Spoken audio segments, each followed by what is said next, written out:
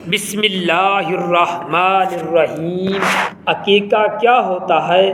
عقیقہ کرنے کا طریقہ کیا ہے؟ جس بچے کا عقیقہ نہ کیا جائے تو بچے کو اور والدین کو کیا سزا ملتی ہے؟ جب بچہ پیدا ہو تو پہلے اسے غسل دے کر بسم اللہ پڑھ کر صاف ستھرا کپڑا پہنا دیں۔ اس کے بعد اس کے دائیں کان میں اذان اور بائیں کان میں اقامت کہلا دی جائے۔ اگر کوئی مرد یا بچہ اذان کہنے والا نہ ہو تو عورت بھی اذان کہہ سکتی ہے۔ حضور اکرم صلی اللہ علیہ وآلہ وسلم نے اپنے نواسوں کے کان میں اذان کہی۔ حضرت ابو رافع فرماتے ہیں کہ انہوں نے رسول اللہ صلی اللہ علیہ وآلہ وسلم کو دیکھا کہ جب سیدہ فاطمہ سلام اللہ علیہا کے ہاں حضرت حسن بن علی پیدا ہوئے تو آپ صلی اللہ علیہ وآلہ وسلم نے ان کے کان میں اذان کہی۔ اس طرح جب بچہ پیدا ہو جائے تو اس کو تحنیک یعنی گٹھی دینا حضور اکرم صلی اللہ علیہ وآلہ وسلم کی سنت مبارکہ ہے۔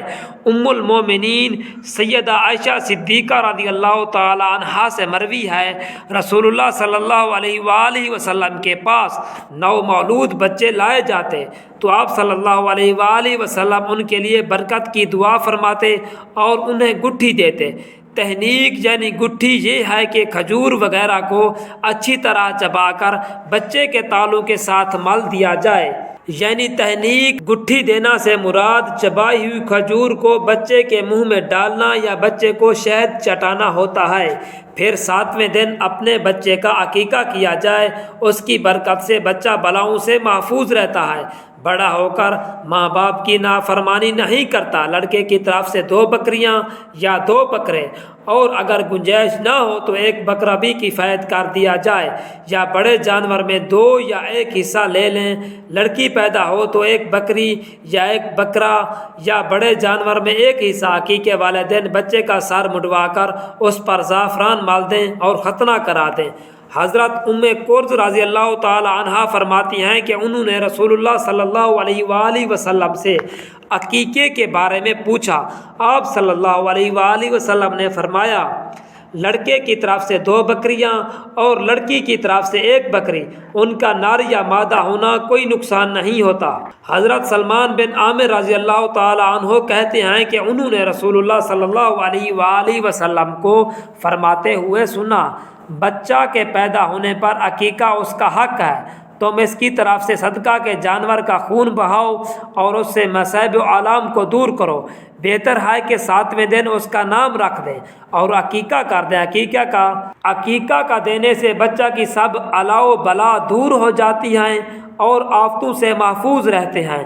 بچے کی اچھی پرورش اس کے عقیقے سے بندھی ہوئی ہے، یعنی عقیقہ ہوگا تو اچھی پرورش ہوگی، یعنی عقیقہ بچے کے دین کی سلامتی کا بھی ضامن ہے۔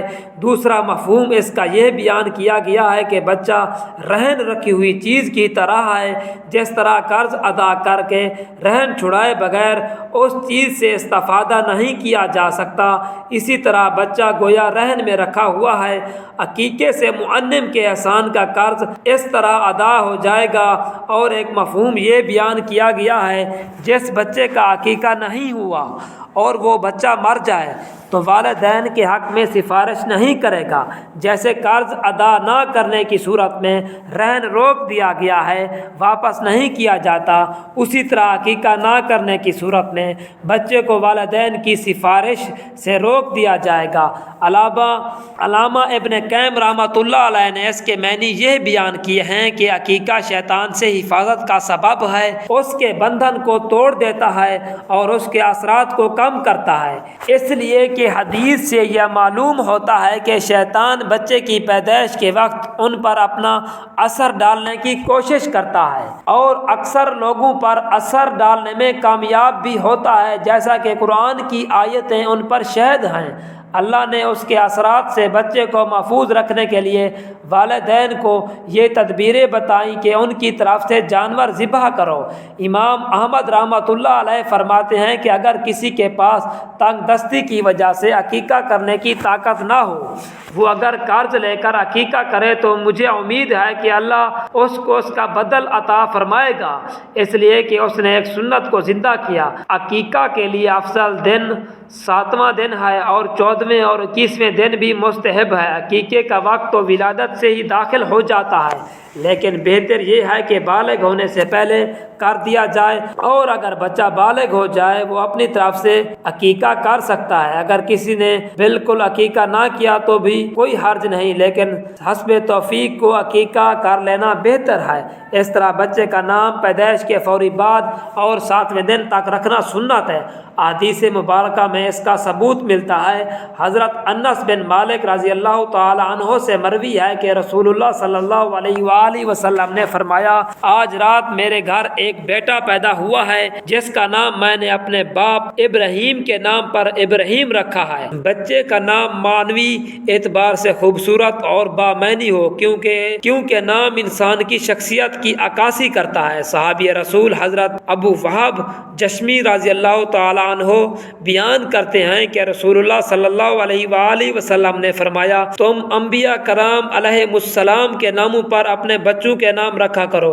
اللہ تعالیٰ کے نزدیک سب سے محبوب نام عبداللہ اور عبد الرحمن ہیں، اور سب سے سچے نام حارث یعنی کھیتی باڑی کرنے والا اور حمام متحرک ہیں، جبکہ سب سے برے نام حرب اور مرتا ہیں، یعنی ایسے نام رکھنے سے پرہیز کیا جائے جن کے مفہوم میں اسلام کی تعلیمات سے مطابقت نہ ہو۔ حضرت ابو درداء رضی اللہ تعالی عنہ سے مروی ہے کہ رسول اللہ صلی اللہ علیہ وآلہ وسلم نے فرمایا، تم قیامت کے دن اپنے ناموں سے اور اپنے باپ کے ناموں سے پکارے جاؤ گے، لہذا اپنے اور اپنے بچوں کے نام خوبصورت رکھا کرو۔ حضرت ابو امامہ بہلی رضی اللہ تعالی عنہ سے مرفوعاً روایت ہے کہ حضور نبی اکرم صلی اللہ علیہ وآلہ وسلم نے فرمایا، جس شخص کے ہاں بچہ پیدا ہو اور وہ میرے نام محمد سے برکت حاصل کرنے کی نیت سے اس کا نام محمد رکھے تو وہ اور اس کا بیٹا دونوں جنت میں داخل ہوں گے۔ اس طرح ایک اور روایت حضرت عبداللہ بن مسعود رضی اللہ تعالی عنہ سے روایت ہے کہ رسول اللہ صلی اللہ علیہ وآلہ وسلم نے فرمایا، جس شخص نے میری محبت میں اپنے بیٹے کا نام میرے نام پر محمد رکھا، وہ اور اس کا بیٹا دونوں میرے ساتھ جنت میں جائیں گے۔ دعا ہے کہ اللہ رب العزت ہمیں ان احادیث پر عمل کرنے کی توفیق عطا فرمائے۔